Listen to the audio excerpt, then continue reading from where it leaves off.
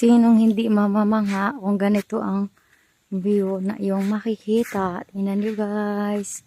O diba? Sobrang nakaka-relax na ang isipan.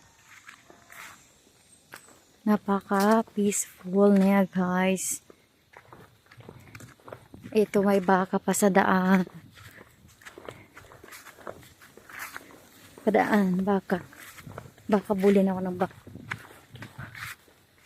Ayan. Sobrang ganda. Oh. Hindi di ba pinangarap na makakarating ka ng ganitong lugar? Ang ganda, di ba? Hindi katulad sa city na hindi ka makakalanghap ng fresh na hangin. At parang ang gulo ng to. Ganito sa bukid. Kaya magkakaroon tayo ng peace of mind. Ayan, thank you for watching.